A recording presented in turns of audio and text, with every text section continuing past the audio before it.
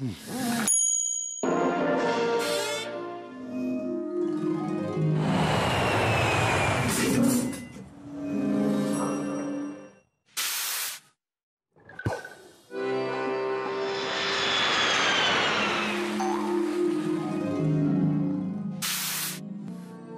CFE, votre sécurité sociale jusqu'au bout du monde.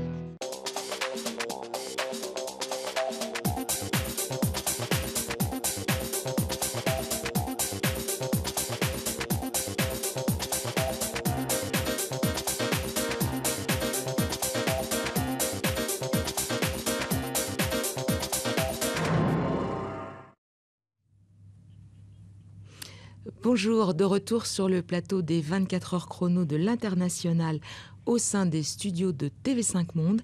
Nous sommes arrivés dans une ville du Brésil qui a été construite en 1000 jours entre 56 et 60. Son projet avait été confié par le président Kubitschek à Oscar Niemeyer, qui a été également accompagné dans cette histoire par Lucio Costa. Brasilia était censé au départ accueillir 500 000 habitants. Finalement, c'est une agglomération de 2 500 000 personnes. J'ai à mes côtés, pour parler de Brasilia, Antoine Pouliot. Vous étiez ambassadeur de France au Brésil de 2006 à 2009. Et Thomas Drischski, qui est architecte pour le cabinet Archi 5 et qui s'est vu confier la réalisation d'un quartier de Maringá au Paraná. Alors, avant d'évoquer l'urbanisme, la vocation de Brasilia, ses symboles, on va tout de suite très vite parler de la présence française à Brasilia. Monsieur Pouliot, vous avez quelques chiffres en tête ? Oui, écoutez, contrairement à une idée reçue qui cantonne Brasilia à un rôle de capitale, en vérité, vous êtes face à la 4e ville du Brésil, dans un État, le Brésil est une fédération, une vraie fédération de 27 États, comme l'Union européenne l'année dernière encore, et le district fédéral est le 7e PIB du Brésil. Donc vous êtes en face de quelque chose qui n'est pas... On a parlé à un moment d'objets urbains non identifiés, comme on parle d'un objet volant non identifié, ce qui est assez juste d'ailleurs, mais on n'est pas en face de quelque chose de bizarre, on est en face d'une ville qui a été construite sur la base d'un urbanisme lourd, presque idéologique, et avec une force très très importante économique et politique. Alors, on va en parler tout de suite après l'intervention de Guy Blanc, qui très gentiment nous a envoyé de magnifiques photos qu'il a réalisées lui-même, qu'on pourra voir tout au long de l'émission. En termes de chiffres, très vite, 25 000 Français sont recensés au Brésil et on en compte à peu près 3 600 à Brasilia. Essentiellement des diplomates, donc comme on l'a évoqué à l'instant. Très bien, donc on va tout de suite écouter Guy Blanc, qui va nous parler de Brasilia et de ce qu'il aime dans cette ville. Bonjour, je suis très heureux d'avoir l'occasion de vous présenter Brasilia. C'est une ville où je suis très heureux de vivre. J'y vis depuis 14 ans et je n'ai absolument pas l'envie d'en partir. Ici, nous sommes sur la place des trois pouvoirs, le pouvoir exécutif, le pouvoir législatif et le pouvoir judiciaire. C'est le centre, disons, du gouvernement de cette grande nation. Enfin, ce que je pense exceptionnel, c'est ici que le ciel a toujours 180 degrés autour de vous. Vous voyez toujours les horizons. Il n'y a pas de grands immeubles qui viennent cacher le reste de la ville. Et enfin, c'est une ville verte, pleine d'arbres, pleine de gazon, pleine d'endroits de fleurs et d'arbres. C'est une très belle ville. Et je souhaite que les Français qui viendront voir les Jeux de l'année prochaine pour la Coupe du Monde auront envie de venir visiter Brasilia. Ça vaut la peine. Enfin, il faut aussi sentir que le peuple qui vit à Brasilia est un résumé du Brésil parce qu'ils viennent de tous les États de cette grande nation. Voilà, merci Guy Blanc, si vous nous regardez, encore un gros merci pour votre aide. Voilà, alors donc Brasilia, c'est une ville pleine de symboles, qui a un urbanisme passionnant. Qu'est-ce que tout de suite vous avez envie d'en dire, Antoine ou Thomas ? Moi, je rebondirais sur le ciel qu'on voit à 180 degrés, qui est déjà le symbole d'une ville qui est le centre du Brésil. Qui a été construite, enfin, c'est une utopie réalisée, et c'est une ville quand même assez hallucinante, puisqu'elle a été réalisée sur un plateau où il n'y avait rien, à peine propice pour qu'on puisse habiter en tant qu'homme. On a même réalisé un lac artificiel pour pouvoir avoir les besoins, subvenir aux besoins d'eau, avoir l'hygrométrie nécessaire. Donc il y a cette partie-là qui est assez impressionnante, qui représente Brasilia. Il y a un autre volet sur la symbolique de la répartition des différentes fonctions dans la ville, suivant un axe, on va dire, résidentiel, un peu plus courbe, plus domestique. Qu'a évoqué Guy Blanc, là, quand il parlait des... Qu'a évoqué Guy Blanc, avec un type d'habitat qu'on appelle superquadras, qui ne touche pas le sol, donc avec un droit du sol et un usage du sol particulier. Ça veut dire que c'est sur pilotis ? Tout est sur pilotis. Et pourquoi à la base ?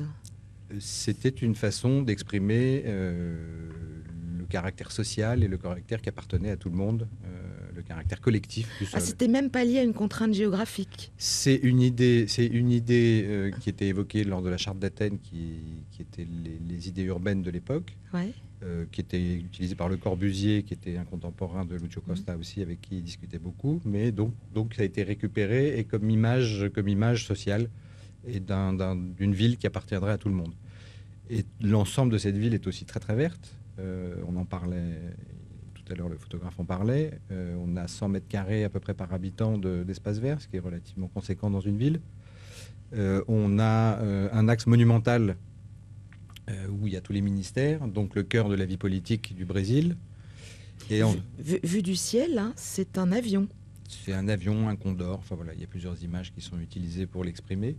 Et après, c'est une ville complexe, c'est une métropole complexe, comme toutes les métropoles, comme Paris, qui a des banlieues, qui a différents types de villes. Il y a un habitat, on va dire, classique, qui regroupe à peu près la moitié des habitants, 1 million et demi d'habitants de Brasilia, puisque le plan pilote que tout le monde a en tête, ce sont 250 000 habitants. Il y a des favelas, il y a une sorte de, on va dire, urbanité avec des condominiums à l'américaine où les gens vivent à moitié dans la verdure, à moitié dans des immeubles, avec des services aux alentours. Donc voilà, c'est une ville relativement complexe, avec plein de satellites qui sont autour. Et c'est un cœur d'activité, je pense, du Brésil. Au-delà d'être la capitale politique, c'est aussi l'un des cœurs d'activité du Brésil. Vous vous en êtes inspiré pour votre projet ? Nous nous en sommes inspirés parce que c'est une ville qui marque l'imaginaire, qui a marqué l'imaginaire des Brésiliens, d'une part dans la rapidité dans laquelle elle a été faite, et ensuite dans cette rigueur d'organisation. Hein. On peut le dire quand même. On ne peut pas construire une ville comme ça sans douleur. Je pense en 1000 jours. Voilà, en 1000 jours, je pense qu'on a dû mobiliser des gens d'une façon assez très active. C'est immense, le territoire est immense. Ça fait 12 enfin, le plan pilote fait 12 km par 10 à peu près. C'est exactement, vous qui avez vécu là-bas 3 ans, est-ce que vous pouvez nous décrire à peu près le paysage alentour ? Oh, oui, enfin, c'est difficile de parler de Brasilia après Guy Blanc, qui est un artiste formidable, et il en parle naturellement très bien. Il le photographie surtout très très bien. Je crois qu'il y a 4 couleurs qui frappent. Il y a le rouge, c'est la terre, le cerrado. Brasilia est une ville qui est à 1000 mètres d'altitude. C'est un plateau. Couleurs, donc je crois que c'est très très important. Il y a le blanc du béton, de la courbe, de Niemeyer. Il y a le vert de la végétation, et vous l'avez indiqué, l'espace ne compte pas, et donc la végétation maintenant a poussé, et c'est formidable. Et puis vous avez le bleu de ce ciel qui est absolument exemplaire. Je voudrais rappeler que nous sommes le 14 janvier, je crois, aujourd'hui. La décision de créer Brasilia a été prise le 10 janvier. Il y a 57 ans. Donc on aurait pu fêter la naissance, et l'inauguration a été en 60. Donc vous l'avez dit, 3 ans. Je rappelle qu'il a fallu 30 ans pour construire la cathédrale de Chartres et 130 pour construire Notre-Dame de Paris. Donc effectivement, ça n'a pas été fait sans douleur au niveau des ouvriers, des pionieros. Une douleur parfois un petit peu virile, hein, il faut bien le reconnaître. Et puis cette ville, c'est très étonnant pour quelqu'un qui vient de l'extérieur, y compris de l'extérieur à l'intérieur du Brésil, mais qui va vers Brasilia, c'est qu'on rentre par l'aéroport, c'est-à-dire qu'on rentre par le centre. Et Brasilia, c'est un centre, le plan pilote, et puis un énorme micro-sillon tout autour, avec 2 ou 3 couronnes de villes satellites. On en reparlera tout à l'heure sur d'autres sujets. Mais c'est ça, le Brasilia. C'est un centre, et puis un micro-sillon immense, jusqu'à 15 km à peu près alentour, et une vie brésilienne extraordinaire, naturellement. On va justement en venir sur le sujet de l'ambiance et du coût du logement, etc. On va écouter une vidéo assise juste avant que vous nous quittiez, mais je sais que vous allez revenir après. Vous, en tant qu'architecte, Brasilia, vous aimez cette ville en termes d'urbanisme et d'architecture? C'est pas la question de l'aimer, c'est que c'est un exemple unique au monde. Il y a peut-être Chandigarh qu'on pourrait comparer en termes de planification comme ça. Donc c'est au-delà de ce qu'on aime ou on n'aime pas. C'est un fait établi, et c'est un des éléments, une des villes les plus intéressantes, je pense, qui existe au monde à analyser. Et notamment quand on travaille au Brésil, du point de vue urbain, elle a tellement marqué l'imaginaire qu'on revient à sa rigueur de planification, à la rigueur de son dessin, et comment interpréter aujourd'hui, réinterpréter toute cette rigueur, comment lui donner une autre forme et lui donner de la porosité suffisante pour qu'elle puisse aller absorber les 50 ans à venir, qui est l'enjeu de l'urbanisme. Merci beaucoup Thomas, on se retrouve tout à l'heure et nous restons ensemble, Antoine, pour évoquer justement des sujets un petit peu plus triviaux, comme par exemple le coût du logement. La ville de Brasilia est une des villes les plus chères d'Amérique, hein, puisqu'elle occupe la 4e position après Rio, Sao Paulo et Caracas. Effectivement, un foyer, pour vous donner un exemple, un foyer qui a des enfants scolarisés doit avoir en moyenne entre 4 000 $ et 5 000 $ par mois pour pouvoir s'en sortir.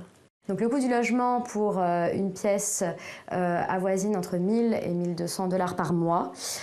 Pour 2 pièces, vous êtes entre 1 500 et 2 000. Et enfin, pour 3 pièces, on est entre 2 000 et 3 000 $ par mois. Et enfin, pour tout ce qui concerne les maisons, on est autour de 4 000 $ par mois.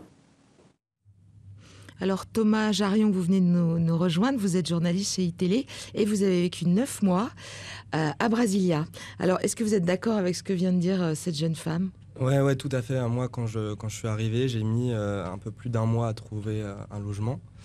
D'abord parce que c'est vrai que j'ai été assez surpris par le coût du logement à Brasilia, alors qu'il s'explique évidemment par le niveau de vie assez riche de la population. Et j'ai rapidement choisi l'option de la colocation. D'abord parce que en fait, moi j'étais étudiant à l'université de Brasilia, et l'université de Brasilia n'a pas encore intégré de nombreux logements étudiants en fait. Oui, puis visiblement c'est une ville qui n'avait pas été construite pour autant d'habitants, quoi. Donc forcément il y a pénurie d'habitation, ça je l'imagine. Ouais, et puis il y a un élément qui est les transports en commun à Brasilia. Alors il y en a, c'est souvent par le bus, mais qui permettent pas en fait de vivre à l'extérieur de la ville. Donc en fait, on doit se contenter. C'est-à-dire que ça reste interne, les transports Non, il en existe pour aller dans les villes satellites, mais ça prend énormément de temps et c'est pas encore optimisé pour pouvoir permettre, par exemple, comme à Paris, de vivre en banlieue et puis de travailler au cœur de la ville. Ce serait un des problèmes principaux C'est un problème tout à fait... Les migrations urbaines, c'est un problème tout à fait considérable sur Brasilia. Encore une fois, vous avez le plan pilote au milieu, où plus personne de normal, entre guillemets, ne peut vivre, ne peut habiter. C'est très très cher, enfin c'est très difficile, ou alors il faut y être depuis longtemps. Et puis vous avez ces villes secondaires plus ou moins agréables, plus ou moins sûres. On en reparlera, je suppose, dans un instant. Mais c'est un problème tout à fait considérable. En vérité, Brasilia est une ville à l'urbanisme, encore une fois, très, très dur, l'urbanisme fonctionnaliste, mais c'est une ville de la voiture, c'est une ville des années 60.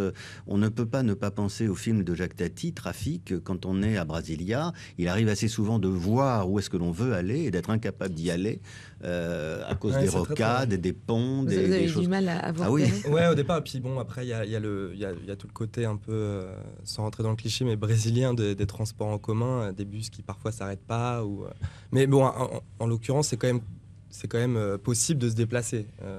Et puis il y a aussi ce fantasme du métro dont j'ai entendu parler quand je suis arrivé. Et puis un an après, on en parlait encore, qui devrait être construit, mais on ne sait pas vraiment quand. Je sais pas si... Et au niveau de l'ambiance, alors, racontez-nous un petit peu. Vous avez aimé l'ambiance à Brasilia?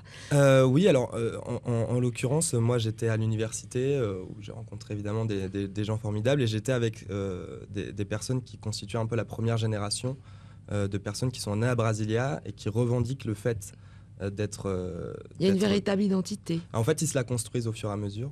Et une anecdote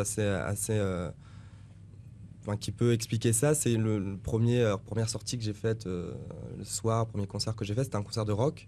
Et j'avais pas mal d'amis qui m'expliquaient que Brasilia, c'était la ville du rock au Brésil. Effectivement, les groupes les plus connus de rock viennent de Brasilia. Alors c'est vrai que quand c'est branché, alors, Brasilia, c'est ça? On peut dire que c'est branché. Oui, oui, tout à fait, on peut dire. N'oubliez pas que cette ville ayant été maintenant, ayant une cinquantaine d'années, pour faire court, vous avez des enfants de Brasilia, ce qui change complètement l'état d'esprit. Vous avez une fierté des gens à être des habitants de Brasilia.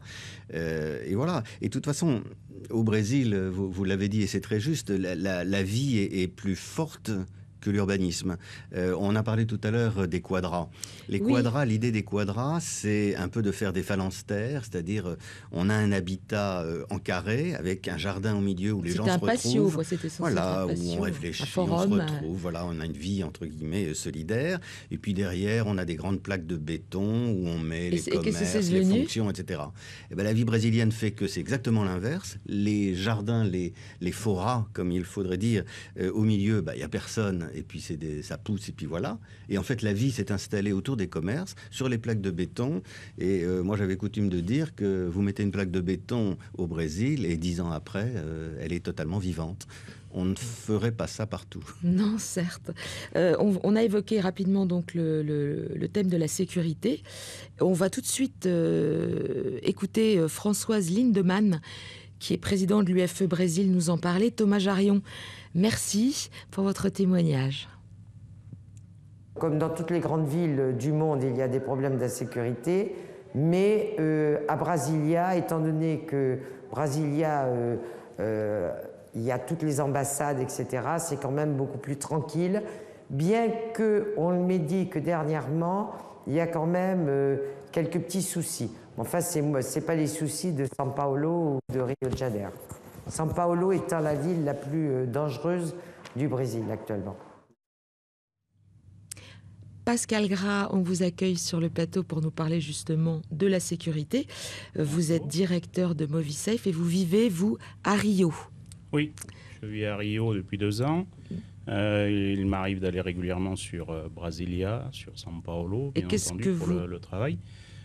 Comme le dit Françoise Lindemann, effectivement, la ville de Brasilia en elle-même, ce qu'on peut appeler le plan pilote, est un endroit qui n'est pas parmi les plus dangereux. Hein. On a pas dangereux ou pas parmi les plus dangereux? Ça non, traduit... c'est les taux de délinquance sont assez faibles. Enfin, sur de Paris, sur le plan pilote. Non, c'est plus bas. Oui, c'est plus bas. D'accord. Donc c'est sécure à l'intérieur. Voilà. Mais sur la partie plan pilote. D'accord. Donc on a après en périphérie tout un tas de villes qui ont émergé. Et sur ces villes-là, par contre, sur la périphérie, il faut faire très attention. Ah oui. La situation n'est pas la même. Voilà, il faut pas. On retrouve un peu partout les mêmes caractéristiques. Il y a des choses à ne pas faire, retirer de l'argent de nuit. Voilà. C'est plutôt des attitudes. C'est plutôt des attitudes à respecter, mais de façon générale, on est beaucoup plus tranquille à Donc Brasilia c'est une idée reçue, la São Paulo. sécurité. Brasilia, ça va. Brasilia, ça va, oui. Ce n'est pas le cas du Brésil de façon générale, mais Brasilia, ça va. Et vous, monsieur? Non, je crois que Françoise Lindemann a une nouvelle fois raison sur cela. Le centre-ville, non, est pas plus dangereux qu'ailleurs. Vous savez, chaque ambassade publie des conseils aux voyageurs, etc. Et comme ayant été ambassadeur de France, j'ai voulu regarder ailleurs. J'ai été sur le site du ministère des Affaires étrangères belge. Et sur Brasilia, ils écrivent « À Brasilia, une prudence saine et de mise, surtout pendant la nuit et dans les quartiers abandonnés. » Si vous pouvez me citer un endroit où on ne peut pas dire ça... bon, alors cela étant, soyons sérieux, il y a des villes effectivement secondaires, Taguatinga, etc. Vous parlez d'un certain lycée à une époque. Oui, l'ambassade de France aide un lycée, on dirait ici un lycée de banlieue, et il est clair que voilà, il y a un certain nombre de précautions à prendre. Cela étant, lorsque j'étais ambassadeur là-bas, le proviseur était une femme tout à fait charmante et parfaitement frêle, et je vous assure que les grands sauvageons ne s'aventuraient pas à contester son autorité. Donc il y a à la fois la réalité des choses et leur ressenti. Je crois qu'il faut être tout à fait raisonnable sur l'évaluation que l'on fait de l'insécurité à Brasilia. C'est très convenable. Tout à fait. Même les entreprises, pour les entreprises, ça va, il n'y a pas de problème. Non, c'est une ville qui est assez calme. Je veux dire, tant qu'on ne sort pas dans les villes satellites, on n'a pas de raison de s'inquiéter à Brasilia. Mais on a dit tout à l'heure qu'il était difficile de vivre dans le plan pilote et qu'on était obligé d'aller autour. Donc ça veut dire dans ces cas-là qu'on va dans ces villes satellites. Oui, nécessairement, et certaines sont tout à fait résidentielles, mais la majorité des gens, des salariés de Brasilia, très très peu vivent dans le plan pilote. Enfin, d'abord parce que beaucoup d'espaces sont occupés par des services publics ou des ambassades, etc. Donc il n'y a que certaines banlieues qui sont à éviter, quoi. Oui, mais honnêtement, citez-moi une ville où on ne pourrait pas dire la même chose. Je pense que notre commentaire pourrait être rediffusé. Il faut que les gens s'informent avant de s'installer ou de démarrer un projet dans une ville. Il y a toujours des quartiers qui sont plus tranquilles que d'autres. Donc il est important de faire cette démarche, de préparer son séjour. Il est important, même une fois qu'on est installé, après, de se tenir informé, de suivre l'actualité. Parce qu'une situation peut se détériorer rapidement. On l'a vu l'année dernière lors de la Coupe des Confédérations. On a eu des mouvements sociaux. Ce n'était pas arrivé au Brésil depuis plus de 20 ans. Ils n'y étaient pas préparés, forcément. Là, avec 2014, risque d'être une année aussi assez chaude au niveau de l'actualité, puisqu'on a la Coupe du Monde de foot et on a des élections présidentielles. Donc on risque d'avoir quelques perturbations aussi, quelques conflits sociaux de nouveau lors de la présence de toutes les caméras au moment des événements mondiaux. D'accord. Il faut prendre des précautions comme on pourrait les prendre dans n'importe quelle ville au monde. Merci Pascal Gras pour ces conseils. Merci à vous. On va faire une pause et on va se retrouver tout de suite après pour évoquer l'activité économique de Brasilia.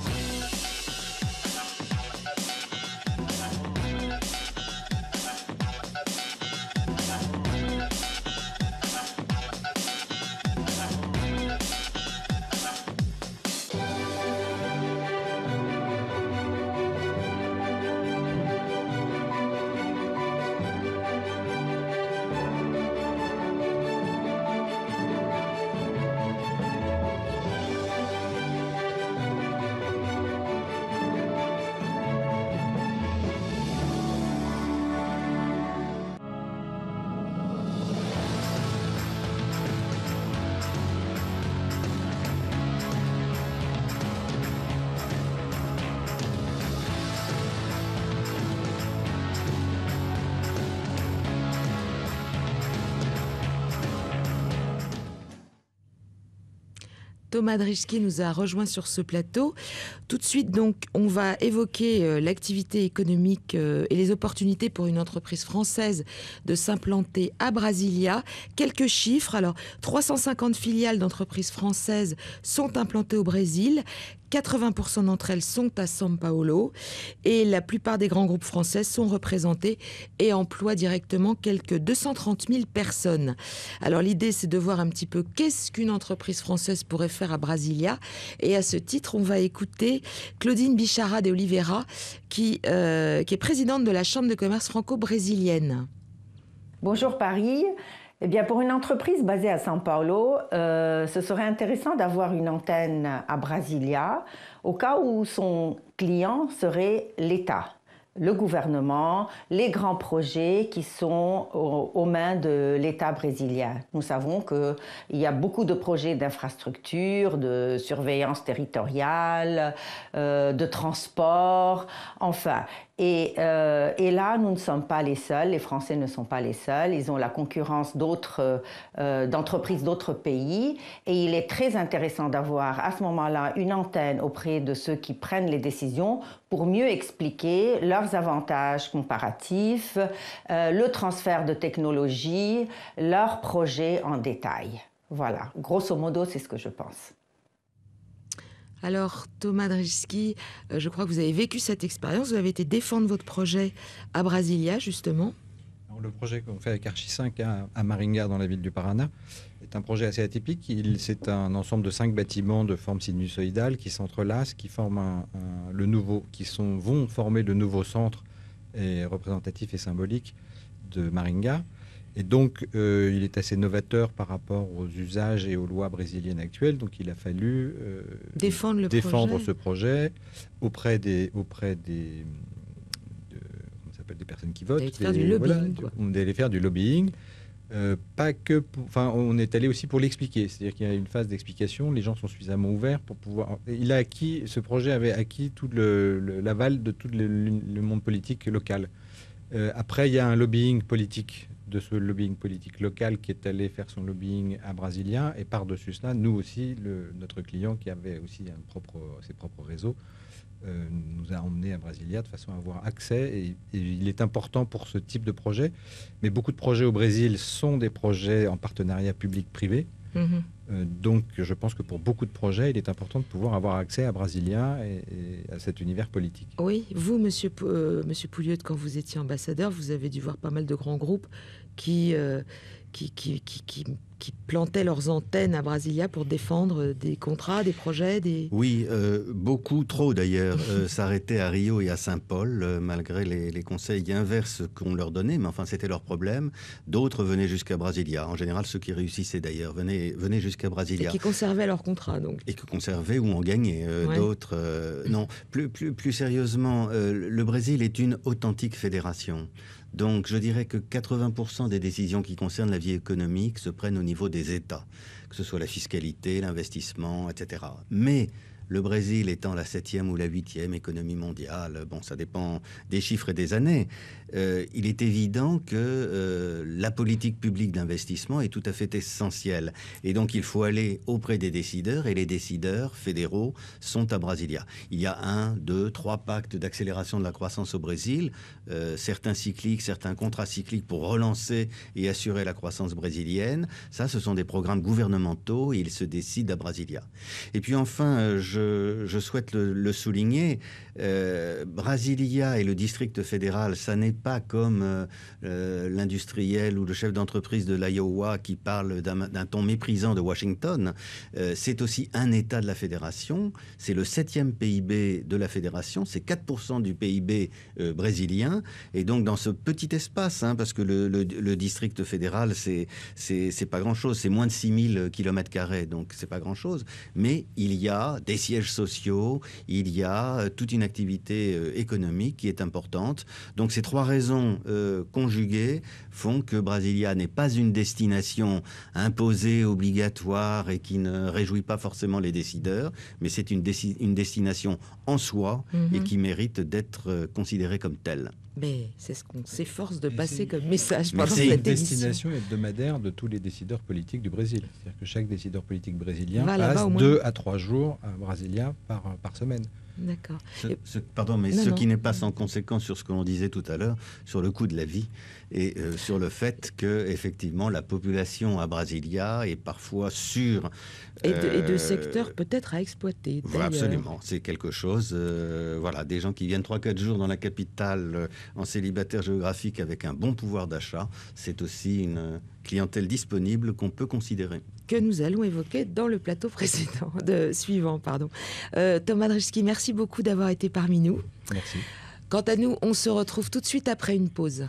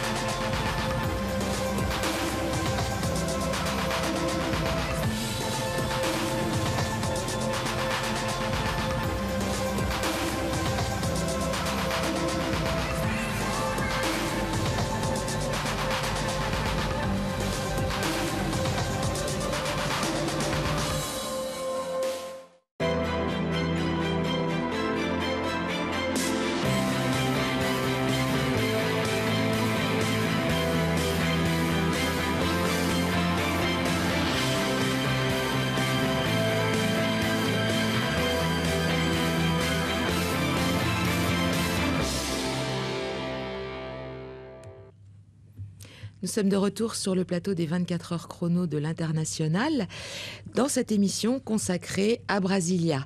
Sidonie Lacombe, vous venez de nous rejoindre sur ce plateau. Vous êtes consultante en interculturel chez Berlitz et toujours à mes côtés, Antoine Pouliot, donc ancien ambassadeur de France au Brésil de 2006 à 2009.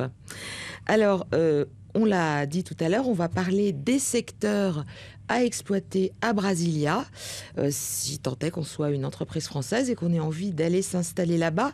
Alors, c'est vrai qu'avec un PIB par habitant qui est quand même le deuxième du Brésil, je crois que c'est dans les 40 000 dollars annuels par habitant. J'imagine qu'il y a des secteurs à exploiter. Ah, tout à fait. Tout ce qui tient à la vie, c'est-à-dire aux services liés au logement, tout ce qui tient à la restauration, tout ce qui tient... Enfin, de très très bonnes adresses, je ne dis pas les meilleures, mais de très très bonnes adresses de restauration à Brasilia sont françaises ou sous enseignes françaises ou italiennes d'ailleurs. Des produits de luxe aussi ? Alors, des produits de luxe, oui, la vérité est que c'est plutôt sur les aéroports internationaux et autour des aéroports internationaux que vous avez un certain nombre de boutiques qui s'installent de cette nature. N'est-ce pas, Brasilia est très très peu... l'aéroport de Brasilia est fondamentalement un aéroport domestique avec quelques lignes. Ah mais ça y est, on va voir Air France. Absolument. Fin mars, ça y est. Paris-Brasilia. Oui, nous avons un partenariat stratégique entre la France et le Brésil depuis un certain nombre d'années. Il est heureux effectivement d'avoir cette ligne. Ce sont les Portugais, c'est la Lufthansa allemande qui ont ouvert cela. Bon, enfin bref, pour revenir à votre question, oui, il y a toute une série de secteurs qui seraient donc plutôt dans les biens de consommation. Tout à fait, mais également d'autres. Pour vous prendre juste un exemple, le plus gros investissement de la Caisse nationale de prévoyance à l'étranger, il est au Brésil, s'appelle la Caixa Seguros, dans le domaine de l'assurance des personnes et des biens. C'est un magnifique succès qu'il faut saluer d'ailleurs, et c'est à Brasilia. Donc, arrêtons de croire que tout se passe forcément ailleurs. Il y a là des opportunités, effectivement, qui sont importantes. Très bien. Vous connaissez bien Brasilia, je crois, Sidonie. Vous y avez vécu ?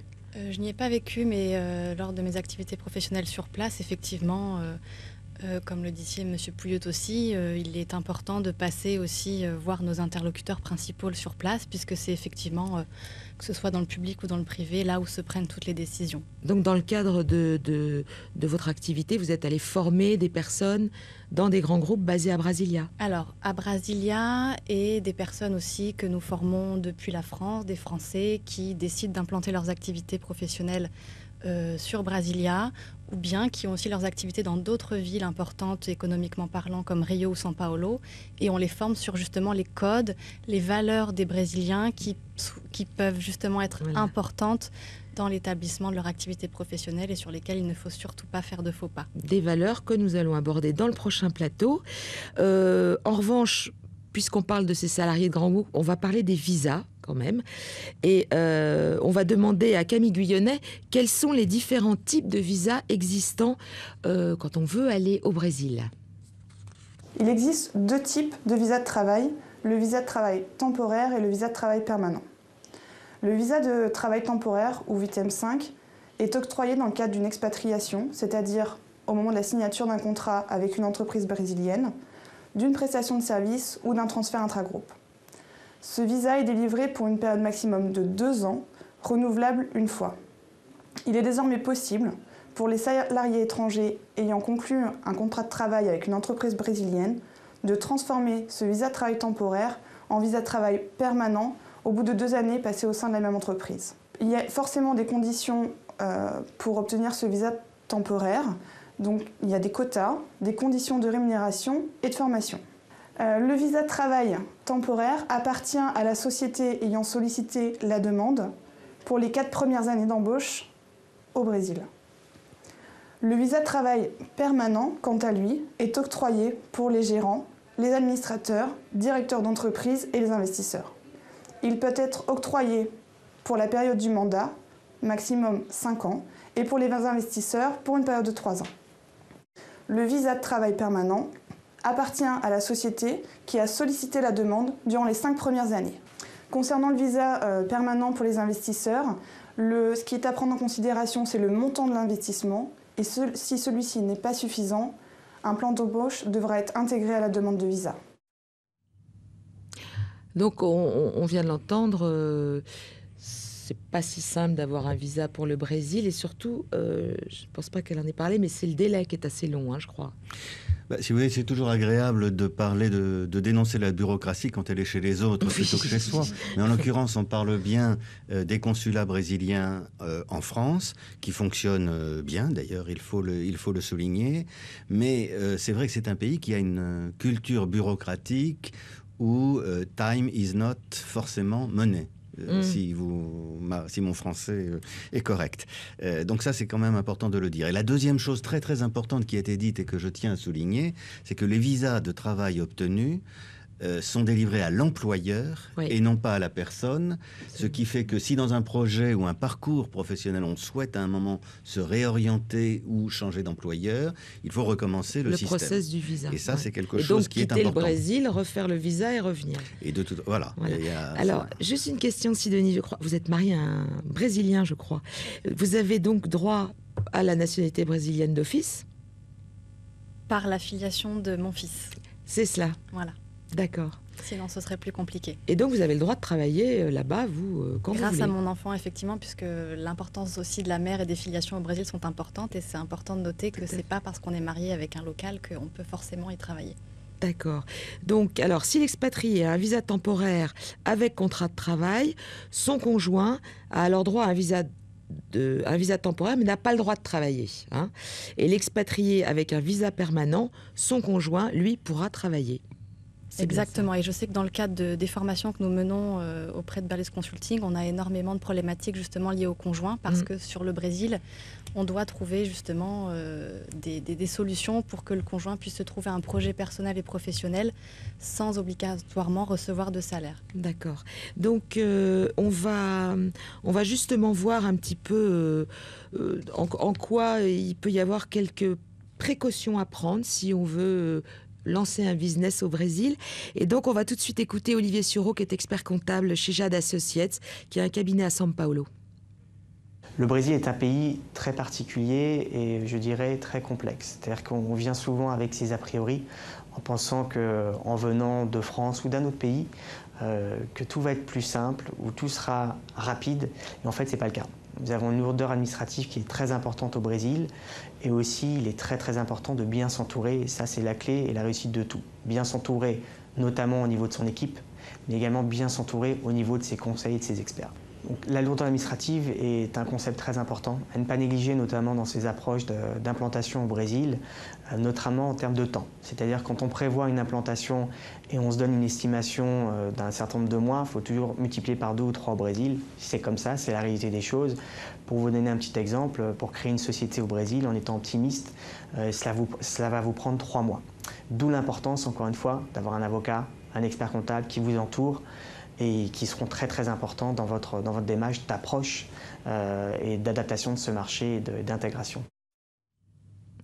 Donc on le voit, lourdeur administrative qui peut donc, comment dire, allonger le temps de montage pour la structure, bien s'entourer avec des locaux, donc ça nous amène à notre sujet suivant.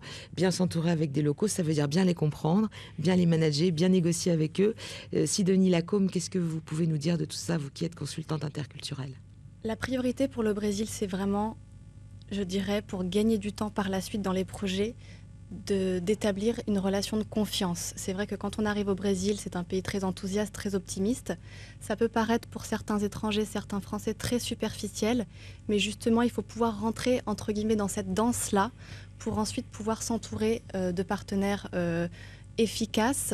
Les points importants aussi de la culture brésilienne, je dirais que la communication, et il faut savoir le gérer, est très implicite. Donc, sur certains ça se traduit points, comment, un exemple? Un exemple, ça veut dire que les personnes vont toujours être ouvertes avec le sourire pour vous rendre service.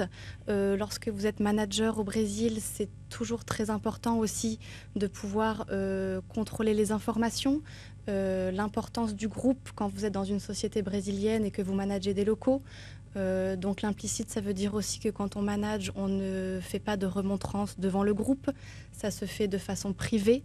Le collectif donc est très important. L'informalité peut être aussi très paradoxale dans l'entreprise parce qu'on est sur une société très hiérarchique et que lorsqu'on voit les rapports que les Brésiliens ont entre eux ou avec les étrangers, ça peut paraître un petit peu déroutant pour nous parce que justement on a un peu tendance à croire que nos collègues sont nos amis et que finalement c'est pas forcément ça. Donc je pense qu'il faut vraiment prendre du temps dans cette relation-là pour pouvoir ensuite négocier efficacement et prendre en considération tous les éléments et les codes culturels que je viens de vous décrire. Merci Sidonie. Merci. Antoine, je crois que vous vouliez dire quelque chose avant la fin de cette émission qui malheureusement arrive à son terme. Je vous laisse la conclusion. Oh non, une conclusion certainement pas, mais nous parlons quand même depuis plusieurs minutes d'un exemple tout à fait extraordinaire unique. Et probablement unique. Oui, effectivement, il y a Chandigarh, il y a Abuja, il y a Népido.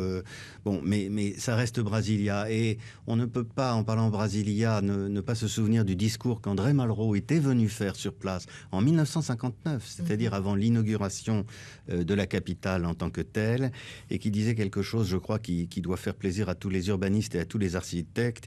Il disait « Brasilia, c'est un peu l'acropole sur son rocher qui rappelle au monde que les monuments sont au service de l'esprit. » Et je crois que c'était vraiment à la base de ce projet. En tout cas, vous aimez Brasilia et vous incitez tous les Français qui nous regardent à y aller? Absolument, oui. Très bien. Merci beaucoup à vous deux. Cette émission va être suivie par la ville de Gand. On va partir en Belgique. Voilà. Merci beaucoup de nous avoir suivis. Au revoir.